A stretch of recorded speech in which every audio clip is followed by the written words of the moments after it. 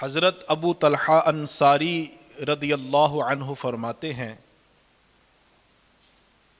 ایک مرتبہ کا واقعہ ہے کہ صبح کے وقت اللہ پاک کے آخری نبی رسول ہاشمی صلی اللہ علیہ وآلہ وسلم کے پر نور چہرے پر خوشی کے آثار ظاہر تھے۔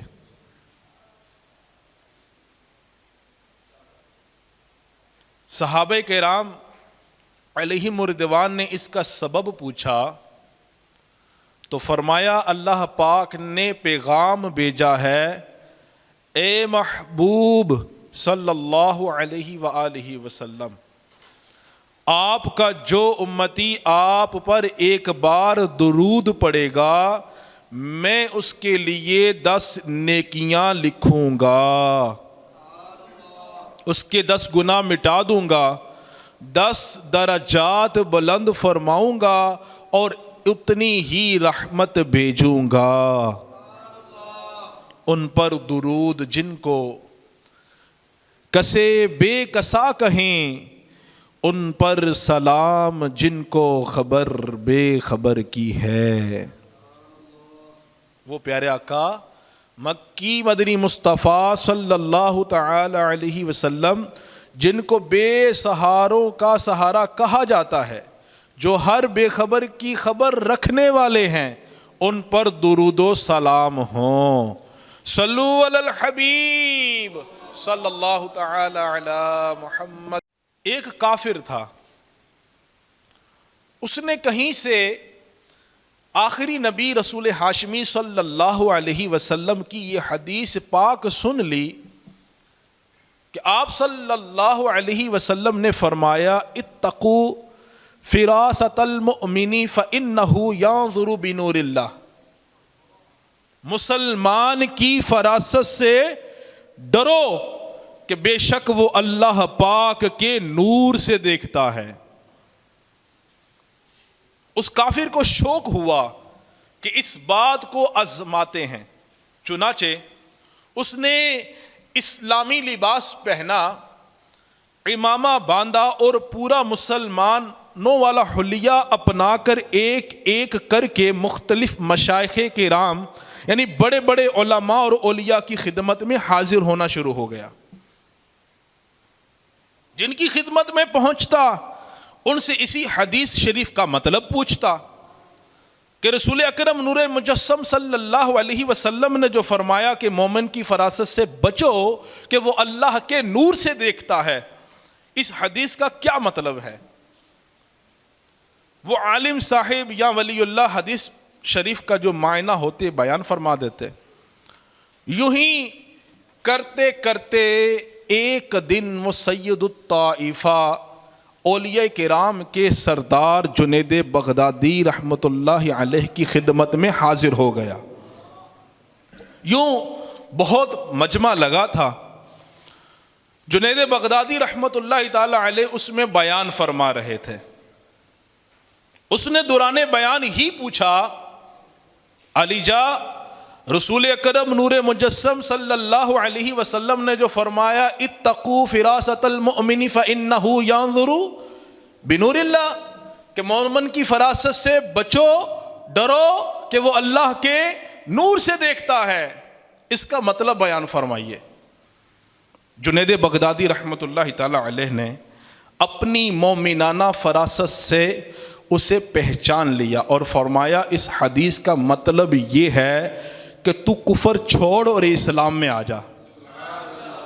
بس اتنا سننا تھا کہ وہ بے تاب ہو گیا، فوراً کلمہ پڑھ کے دائرہ اسلام میں داخل ہو گیا۔ عارف باللہ یعنی اللہ پاک کی پہچان رکھنے والے بلند مرتبہ ولی کامل، مشہور عاشق رسول حضرت عبد الرحمن جامی رحمت اللہ علیہ فرماتے ہیں، اس واقعے میں سیدنا جنید بغدادی رحمت اللہ تعالی علیہ کی 2 کرامتیں پتہ چلتی ہیں۔ نمبر 1 یہ کہ وہ شخص کافر تھا مگر اسلامی حلیے میں آیا، آپ نے نور فراست سے پہچان لیا کہ یہ مسلمان نہیں بلکہ کافر ہے۔ نمبر 2 یہ کہ آپ نے اپنی نگاہ ولایت سے یہ جان لیا کہ اس کافر کے اسلام قبول کرنے کا ابھی وقت آ چکا ہے۔ بعض روایات میں ہے کہ اس نیو مسلم نے اسلام قبول کرنے کے بعد جنید بغدادی رحمۃ اللہ تعالی علیہ کی خدمت میں عرض کیا کہ میں اتنے مشائخ کے پاس گیا، اتنوں سے پوچھا، مگر کسی نے مجھے نہ پہچانا کہ میں مسلمان کے روپ میں ایک کافر ہوں۔ آپ نے پہچان لیا۔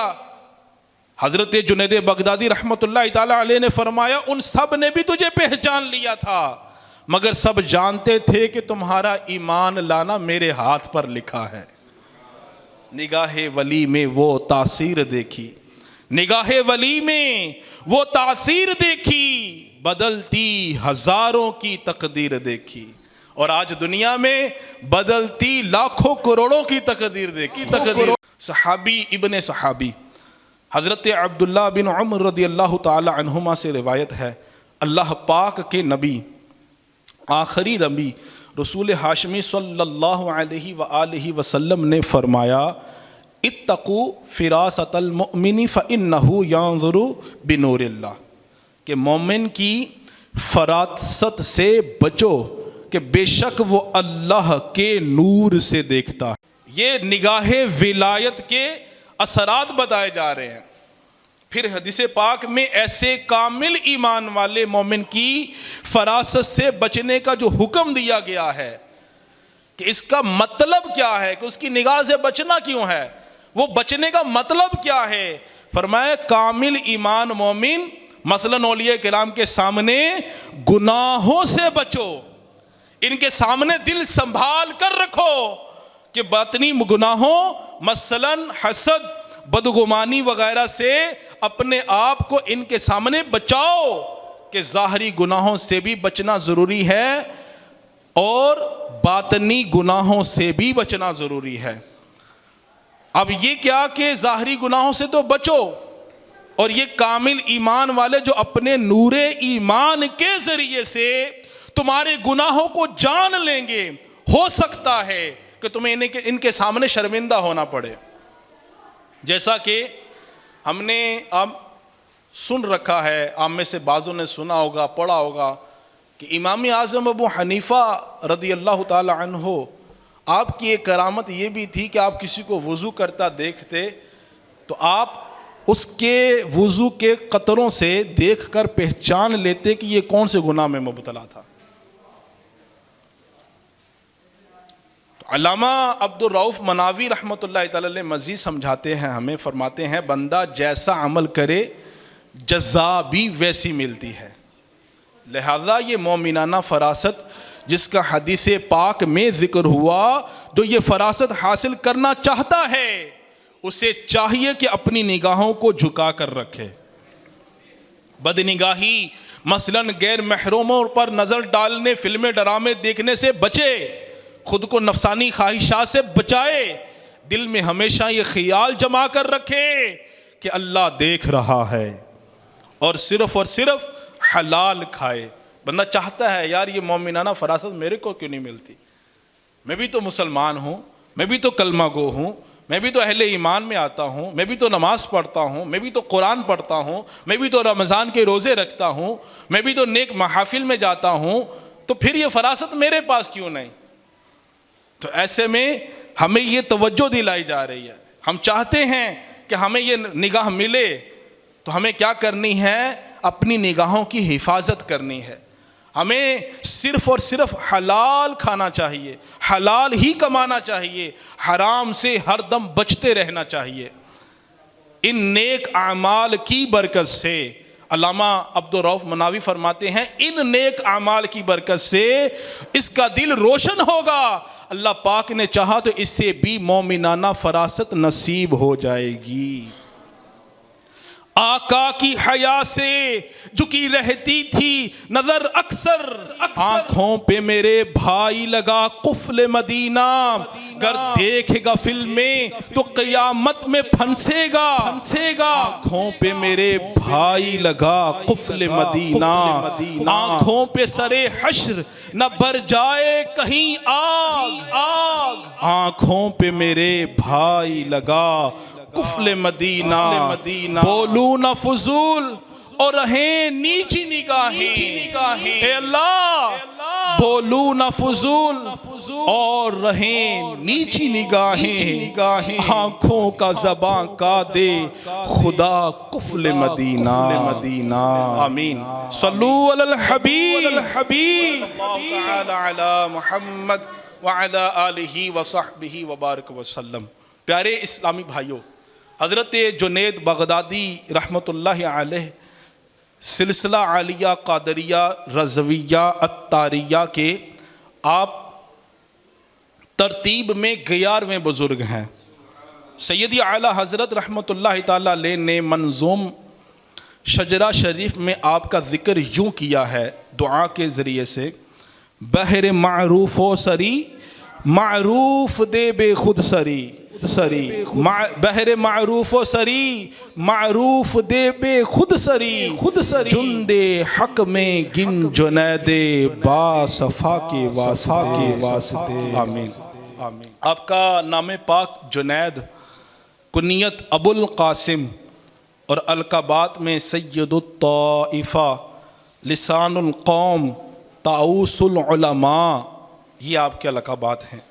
حضرت سیدنا جنید بغدادی کی ولادت مبارک تقریباً 218 ہجری میں بغداد شریف میں ہوئی۔ حضرت ابو عباس عطار رحمۃ اللہ تعالی علیہ فرماتے ہیں کہ علم تصوف میں ہمارے امام اور پیشوا سیدنا جنید بغداد ہیں۔ ابو جعفر حداد رحمۃ اللہ تعالی علیہ آپ کے بارے میں یوں کہا کرتے تھے، اگر عقل جو ہے یہ مرد ہوتی تو جنید بغدادی کی صورت میں ہوتی۔ حضرت جنید بغدادی رحمۃ اللہ تعالی علیہ کا وصال شریف 27 رجب المرجب 297 ہجری یا ایک قول کے مطابق 298 ہجری میں ہوا۔ آپ رحمۃ اللہ تعالی علیہ کا مزار شریف بغداد شریف کے شونیزیہ کے علاقے میں واقع ہے۔ اللہ پاک کی ان پر رحمت ہو اور ان کے صدقے میں ہماری بے حساب مغفرت ہو، آمین، بجاہ خاتم النبیین صلی اللہ علیہ وسلم۔ یہ تو آپ کا تعارف ہوا، مزید کچھ آپ کی لائف سے، آپ کی زندگی کے حالات و واقعات سے کچھ سن کر سیکھنے کی اور عمل کا جذبہ بیدار کرنے کی کوشش کرتے ہیں۔ سیدنا جنید بغدادی رحمۃ اللہ تعالی علیہ مشہور ولی کامل اور سری سقطی رحمۃ اللہ تعالی علیہ کے بھانجے بھی ہیں، مرید کامل بھی ہیں۔ آپ کو بچپن ہی میں سے اپنے ماموں سری سقطی رحمۃ اللہ تعالی علیہ کی ببرکت صحبت حاصل رہی، جس کی برکت سے آپ ابتدا ہی سے نیک پرہیزگار عبادت گزار تھے۔ جنید بغدادی رحمۃ اللہ تعالی علیہ کے والد محترم جو تھے یہ شیشے کی تجارت کرتے تھے۔ ابتدا میں جنید بغدادی رحمۃ اللہ تعالی علیہ بھی یہی کام کیا کرتے ہیں۔ انہی دنوں میں آپ کا ایک معمول تھا، میرے وہ اسلامی بھائی جو دکان چلاتے ہیں، کاروبار کرتے ہیں، چاہے وہ گارمنٹس کا ہو، گولڈ کا ہو، پرچون کا ہو، چاہے کسی بھی ورائٹی کو کسی بھی طرح سے وہ تجارت سے، کام سے، دکان سے ان کا تعلق ہے، وہ سنیں ذرا کہ آپ کا معمول مبارک تھا کہ جب آپ اپنی دکان پر تشریف لے جاتے تو پردہ گرا کر آپ 400 رکعت نفل ادا فرمایا کرتے تھے۔ 2 نہیں، 4 نہیں، 10 نہیں، 12 نہیں، 100 نہیں، کتنے؟ 400 رکعت۔ کہاں پڑھ رہے ہیں؟ مسجد میں، گار میں، کہیں دور دریا کے کنارے میں جا کے کہاں پڑھ رہے ہیں؟ اپنی دکان پہ. سبحان اللہ. پیارے اسلامی بھائیوں غور فرمائیے کیسا نرالا انداز ہے. اللہ پاک کے یہ نیک بندے بہت باکمال ہوتے ہیں, ان کی ہر ادا ہی نرالی ہوتی ہے. تجارت, کام کاج, ملازمت وغیرہ یہ ہماری ضروریات ہیں, مگر افسوس ہم ان ضروریات میں پڑھ کر زندگی کے اصل مقصد کو بھول جاتے ہیں. ہماری زندگی کا اصل مقصد کیا ہے؟ اللہ پاک کی عبادت کرنا. رب کائنات جس نے ہمیں پیدا فرمایا, مٹی سے جیتا جاگتا انسان بنایا, وہ قادر و قیوم رب خود فرماتا ہے وَمَا خَلَقْتُ الْجِنَّ وَالْإِنسَ إِلَّا لِيَعْبُدُونَ. ترجمہ کنز العرفان, اور میں نے جن اور آدمی اس لیے بنائے کہ میری عبادت کریں. کھانا پینا, پہننا, مال و دولت وغیرہ یہ سب ہماری زندگی کی ضروریات ہیں, اور عبادت اصل مقصد زندگی ہے. اب تھوڑی دیر کے لیے غور فرمائیں, ہم زندگی کی ضروریات کو کتنا وقت دیتے ہیں, اور مقصد زندگی یعنی عبادت کے لیے کتنا وقت نکالتے ہیں. اپنے 24 گھنٹوں کا کبھی جائزہ لے. شاید ہماری زندگی کا اکثر حصہ ضروریات کے پیچھے بھاگے دوڑے یوں ہی گزر رہے ہیں. دکانداری, ملازمت, کاروبار کے چکر میں نمازیں تو قضا کر دی, مگر مقصد حیات مثلا نماز کے لیے کاروبار کی قربانی کم ہی کوئی کر دیتا ہے. ہم ترجیح کس کو دیتے ہیں؟ دنیا پر کس کو ترجیح دے رہے ہیں؟ دنیا داری کوئی. دین پر دنیا داری کو ترجیح دے رہے ہیں, لیکن بہت کم لوگ ہیں جو دین کے لیے جو ہے اپنی دنیا کی قربانی دیتے ہیں. ہماری تجارت, کاروبار, ملازمت, جاب وغیرہ ہمیں اللہ پاک کے ذکر اور اس کی یاد اور عبادت سے غافل کر رہے ہیں. کاش ایسا نہ ہوا کرے. اللہ پاک قرآن پاک میں ہمیں حکم دیتا ہے یا ایھا الذین آمنوا لا تلہکم اموالکم ولا اولادکم عن ذکر اللہ ومن یفعل ذلک فاولئک ھم الخاسرون. اے ایمان والو, تمہارے مال نہ تمہاری اولاد کوئی چیز تمہیں اللہ کے ذکر سے غافل نہ کرے, اور جو ایسا کرے وہی لوگ نقصان میں ہیں. تفسیر صراط الجنان میں اس آیت کے تحت ہے یعنی اے ایمان والو, منافقوں کی طرح تمہارے مال اور تمہاری اولاد تمہیں اللہ پاک کے ذکر سے غافل نہ کر دے, اور جو ایسا کرے دنیا میں مشغول ہو کر دین کو فراموش کر دے گا, مال کی محبت میں اپنے حال کی پرواہ نہ کرے گا, اور اولاد کی خوشی کے لیے آخرت کی راہ سے غافل رہے گا, تو ایسے لوگ نقصان اٹھانے والے ہیں. اللہ اکبر, کیسی عبرت کی بات ہے. آج لوگ لاکھوں کماتے ہیں پھر بھی پوری نہیں پڑتی. آج پیسہ تو ہے گھر میں پھر بھی لڑائی جھگڑے ہیں, ختم ہونے کا نام ہی نہیں لیتے. دل بے چین ہے, کہیں مہنگائی کا رونا, کہیں پریشانیاں, کہیں آفتیں. معاشرے میں ایک عجیب سی بے سکونی دیکھنے کو ملتی ہے. اس کا سبب آخر کیا ہے؟ روزی میں برکت کیوں نہیں آ رہی؟ ایک پریشانی سے نکلتے ہیں تو دوسری پریشانی سامنے کھڑی ہوتی ہے. آخر وجہ کیا ہے؟ کہ اللہ پاک کا پاکیزہ کلام قرآن کریم صاف صاف بتا رہا ہے وَمَن يَفْعَلْ ذَلِكَ فَأُولَئِكَ هُمُ الْخَاسِرُونَ. جو ایسا کرے تو وہی لوگ نقصان میں ہیں. جو مال کی محبت میں آ کر کاروبار کی وجہ سے, ملازمت کی وجہ سے اللہ پاک کی یاد سے غافل ہو جائیں, وہ لوگ نقصان اٹھانے والے ہیں. یہ اصل وجہ ہے. صبح وقت پر اٹھ کر کام پر جانے کے لیے ہماری آنکھ تو کھلتی ہے, لیکن فجر کے لیے ہماری آنکھ نہیں کھلتی. ہم نے صبح فلائٹ لینی ہو, صبح ہماری اگر ٹرین کی ٹکٹ ہو, پتہ ہو کہ یہ ٹائمنگ ہے, نہ پہنچا تو نکل جائے گی گاڑی, ہاتھ سے چھوٹ جائے گی. ہم اس کے لیے تو بڑی کوششیں کرتے. آج نوجوان جاب کے چکر میں, انٹرویو کے چکر میں, آفسوں کے چکر لگاتا ہے جا کے, کبھی اس کے پاس دھکے کھا, کبھی اس کے پاس دھکے کھا, کبھی اس کو اپنی سی وی سینڈ کر, کبھی اس کو اپنی سی وی سینڈ کر. ارے بھائی کیا ہو گیا؟ اتنی تگو دو ہم اپنی آخرت کے لیے کیوں نہیں کرتے؟ سنیے، ہمارا یہ تھوڑا سا جو جائزہ ہم لے رہے ہیں اس پر ذرا سب توجہ کیجئے۔ ہم کسٹمر کے لالچ میں ہماری دکانداروں کی جماعتیں چھوٹتی ہوئی نظر آتی ہیں۔ بہت کم دکاندار ایسے دکھتے ہیں کہ جو اتنا ذوق شوق رکھتے ہوں کہ وقت ہوتے ہی، اذان ہوتے ہی اپنا شٹر نیچے گرائیں اور فوراً نماز کے لیے نکل پڑیں۔ یوں ہی ناپ تول میں ہمارے ہاں ڈنڈی ماری جاتی ہے، نمازیں قضا ہو رہی ہوتی ہیں، مال کی حرص میں ہیرا پھیری چل رہی ہوتی ہے۔ یاد رکھیں، ہم سب کو ایک دن مرنا ہے، سب کچھ یہیں چھوڑ کر قبر میں تنہا اترنا ہے، روز قیامت اٹھنا ہے، بارگاہ الہی میں پیش ہو کر حساب دینا ہے۔ یہ سب کچھ یاد ہی نہیں رہتا، بس غفلت، لالچ، مال کی محبت، راتوں رات امیر ہونے کی خواہش، ہم اسی خواہش میں بس زندگی گزارے جا رہے ہیں۔ صبح ہوتی ہے، شام ہوتی ہے، عمر یوں ہی تمام ہوتی ہے۔ یہ اصل وجہ ہے، اس لیے روزی میں برکت نہیں ہوتی، پریشانیاں، آفتیں، مصیبتیں پیچھا نہیں چھوڑتی۔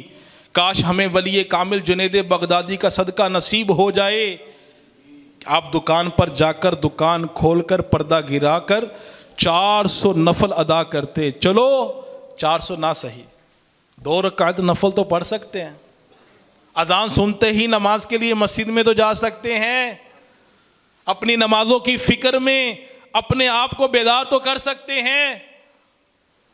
کاش ہمیں یہ جذبہ مل جائے، ان نیکوں کا صدقہ ہمیں اللہ یہ توفیق دے کہ ہم اپنی نمازوں کی حفاظت کر سکیں، کم از کم اپنی نماز قضا تو نہ کریں، نماز با جماعت میں غیر حاضری تو نہ ہو، پھر اللہ توفیق دے۔ کاش کہ ایسے دکاندار ابھریں کہ جو اپنی دکان پر بھی نوافل کا سلسلہ بنائیں، ہاتھ میں تسبیح رکھیں، دکان پر بیٹھے کام کاج کرتے، جب موقع ملے ذکر اللہ کرتے رہیں، بس درود شریف پڑھتے رہیں، اور اللہ وہ اس کی برکت سے انشاءاللہ ہمارے دل سے مال دولت کی حرص نکال دے گا انشاءاللہ۔ آج اللہ تبارک و تعالی کا ذکر کرنے کے لیے دعوت اسلامی بھی ہمیں جہاں دیگر مواقع دیتی ہے، ایک بہترین موقع مدرسۃ المدینہ بالغان کے ذریعے سے دے رہی ہے۔ آپ کی دکانوں پر، آپ کی فیکٹریوں میں، آپ جس چوک پہ اڈے سے تعلق رکھتے ہیں، آپ جس بھی پیشے سے تعلق رکھتے ہیں، آپ کی دعوت اسلامی آپ کے پاس آ کر آپ کو قرآن پاک درست کروائے گی، آپ کو علم دین سکھائے گی، آپ کو پیارے آقا صلی اللہ علیہ وسلم کی پیاری پیاری سنتیں سکھائے گی، آپ کو فرض علوم بتائے گی، اور پھر ڈانٹ ڈپٹ نہیں ہے اس میں نا، ہم تو ہے ہی میٹھے میٹھے پیارے پیارے اسلامی بھائی۔ تو ایسا موقع دعوت اسلامی الحمدللہ ہمیں یہ دے رہی ہے۔ اس وقت پاکستان بھر میں مارکیٹوں کے اندر دعوت اسلامی کے سینکڑوں اجیر، سینکڑوں اسلامی بھائی مارکیٹوں میں اس وقت الحمدللہ لوگوں کو دکان دکان جا کر، فیکٹری فیکٹری جا کر، اڈوں پہ جا کے الحمدللہ قرآن پاک کی تعلیم کو عام کر رہے ہیں۔ یہ بھی ایک ذکر کرنے کا ذریعہ ہے نا۔ محبت میں اپنی گما یا الہی، نہ پاؤں میں اپنا پتا یا الہی، رہوں مست و بے خود میں تیری ولا میں، یا اللہ رہوں مست و بے خود میں تیری ولا میں، پلا جام ایسا پلا یا الہی، میں بیکار باتوں سے بچ کے ہمیشہ کروں تیری حمد و ثنا یا الہی، آمین۔ صلو علی الحبیب صلی اللہ تعالی علی محمد صلی اللہ علیہ وسلم۔ پیارے اسلامی بھائیوں، جنید بغدادی رحمۃ اللہ تعالی علیہ شیشے کا کاروبار کرتے رہے، دکان پر جا کر 400 نوافل ادا کرتے تھے، ایک عرصے تک آپ کا یہی معمول رہا۔ پھر آپ نے دکان چھوڑ دی اور اپنے پیر کامل سری سختی رحمۃ اللہ تعالیٰ علیہ کی بارگاہ میں حاضر ہو گئے. آپ نے ایک کوٹھری کو اپنا مستقل ٹھکانہ بنایا اور دل کی پاسبانی شروع کر دی. حالت مراقبہ میں آپ کی کیفیت ایسی ہوتی کہ نیچے بچھایا ہوا مصلی بھی آپ نکال دیتے تھے تاکہ آپ کے دل میں اللہ و رسول کے سوا کسی بھی چیز کا خیال نہ رہے. اس خلوت و تنہائی میں آپ نے 40 سال گزارے. 30 سال تک آپ کا معمول رہا کہ عشاء کی نماز کے بعد کھڑے ہو کر صبح تک اللہ اللہ کہتے رہتے. اسی وضو سے نماز فجر ادا فرماتے. آپ خود فرماتے ہیں 20 سال تک تکبیر اولا مجھ سے فوت نہ ہوئی، اور نماز میں اگر دنیا کا خیال آ جاتا تو آپ کا معمول تھا آپ دوبارہ نماز کو لٹایا کرتے تھے. میں 5 نمازیں پڑھوں با جماعت، میں 5 نمازیں پڑھوں با جماعت، ہو توفیق ایسی عطا یا الہی، میں پڑھتا رہوں سنتیں وقت ہی پر، ہوں سارے نوافل ادا یا الہی. آمین. اے عاشقان اولیاء، سنا آپ نے جنید بغدادی رحمت اللہ تعالی علیہ پابندی کے ساتھ تکبیر اولا کے ساتھ نماز ادا فرمایا کرتے تھے. کاش ہم بھی تکبیر اولا کے ساتھ نماز با جماعت پڑھنے کی عادت اپنا لیں. عاشق اولیاء، شیخ طریقت و شریعت، امیر اہل سنت حضرت علامہ مولانا ابو بلال محمد الیاس عطار قادری رضوی دامت برکاتہم العالیہ نے اس پرفتن دور میں نیک بننے کا جو آسان نسخہ دیا ہے، 72 نیک اعمال کا رسالہ. ان میں نیک عمل نمبر 2 میں ہے کہ کیا آج آپ نے 5 نمازیں جماعت سے ادا کی؟ کاش پہلی صف مع تکبیر اولا کبھی نہ چھوٹے. تو اے عاشقان رسول، نیک اعمال اپنانے سے جہاں اور بہت سارے فضائل حاصل ہوتے ہیں، وہیں نماز با جماعت کی سعادت بھی نصیب ہوتی ہے. تکبیر اولا کی برکتیں ملتی ہیں اور ذکر و عبادت کی فکر نصیب ہوتی ہے. مسجد کی حاضری کے ساتھ ساتھ سنت قبلیہ کی سعادت مل جاتی ہے. اللہ پاک 5 نمازیں مسجد کی پہلی صف میں تکبیر اولا کے ساتھ ادا کرنے کی توفیق عطا فرمائے. آمین. بجاہ خاتم النبیین. میں 5 نمازیں پڑھوں با جماعت، ہو توفیق ایسی عطا یا الہی، میں پڑھتا رہوں سنتیں وقت ہی پر، ہو سارے نوافل ادا یا الہی. آمین. بجاہ خاتم النبیین. صحابی رسول حضرت انس رضی اللہ تعالیٰ عنہ سے روایت ہے، نبی اکرم نور مجسم صلی اللہ علیہ وآلہ وسلم نے فرمایا، جو اللہ پاک کی رضا کے لیے 40 دن با جماعت تکبیر اولا کے ساتھ نماز پڑھے گا، اس کے لیے 2 آزادیاں لکھی جائیں گی، ایک جہنم سے، دوسری نفاق سے. جماعت کی مولا عنایت ہو الفت، جماعت کی مولا عنایت ہو الفت، کرم ہو پے مصطفیٰ جان رحمت. آمین. صلو علی الحبیب صلی اللہ تعالی علی محمد وعلی آلہ وصحبہ وبارک وسلم. تذکرۃ الاولیاء میں ہے، حضرت جنید بغدادی رحمت اللہ تعالی علیہ آپ صائم الدہر تھے، یعنی سارا سال نفل روزے رکھا کرتے تھے. البتہ کوئی مہمان آ جاتا تو روزہ نہ رکھتے اور فرمایا کرتے مسلمان بھائیوں کی موافقت بھی روزے سے کم نہیں. یعنی مہمان کی مہمان نوازی کے لیے روزہ چھوڑ کر اس کے ساتھ کھانا کھاؤ گے، اس سے بھی مہمان کا دل خوش ہوگا، اور مہمان کا دل خوش کرنا بھی بڑی عبادت ہے. پیارے اسلامی بھائیوں، حضرت جنید بغدادی رحمت اللہ تعالی علیہ نفل روزہ رکھا کرتے تھے. ماہ رجب المرجب اب بس چند ہی دنوں کا مہمان ہے. شعبان المعظم کی پھر آمد ہوگی.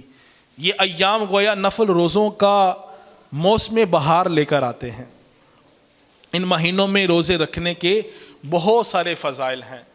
ابھی جیسے ہی رجب آیا تو ایک امتداد ہے دعوت اسلامی کی برکت سے، مدنی چینل کی برکت سے، اور اس کے علاوہ بھی جو علماء صلحاء کی صحبت میں بیٹھتے ہیں، مشائخ کی صحبت میں بیٹھتے ہیں، دیکھتے ہیں کہ وہ الحمدللہ نفل روزوں کا ایک رجحان بن جاتا ہے، ان کا ایک ذہن آ جاتا ہے کہ یار رجب آ گیا، اب روزے رکھنے ہیں، کیونکہ اس کے علاوہ بھی ذہن ہوتا ہے، لیکن ابھی بھی بہت زیادہ ذہن نہیں ہے، بہت کم تعداد ہے جو نفل روزہ رکھنے کے حوالے سے ایکٹیو ہوتی ہو، اپنا ذہن بناتی ہو، سحریوں کا اہتمام کرتی ہو، افطار کا اہتمام کرتی ہو۔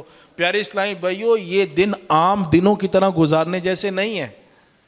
یہ جو دن ہے نا، رجب، شعبان، رمضان کے یہ جو دن ہے، بالخصوص رمضان کے تو روزے فرض ہی فرض ہیں، لیکن جو رجب اور شعبان کے جو ایام آتے ہیں، پھر محرم کا جو پہلا عشرہ ہے، پھر ذوالحجۃ الحرام کا پہلا عشرہ ہے، اسی طرح عاشقان میلاد ماہ میلاد میں روزے رکھتے ہیں، عاشقان غوث العظم جو ہے وہ ربیع الثانی میں 11ویں شریف کے روزے رکھتے ہیں۔ تو رجحان ہے لوگوں میں، لیکن ابھی بھی اتنا نہیں ہے۔ اب یہ جو رجب کا مہینہ ہے، اس کو عبادت کا بیج بونے کا مہینہ کہا گیا ہے۔ اس کو رجب کو عبادت کا بیج بونے کا مہینہ کہا گیا ہے۔ فرمایا شعبان یہ آب پاشی کرنے کا مہینہ ہے، توبہ استغفار کر کے اپنے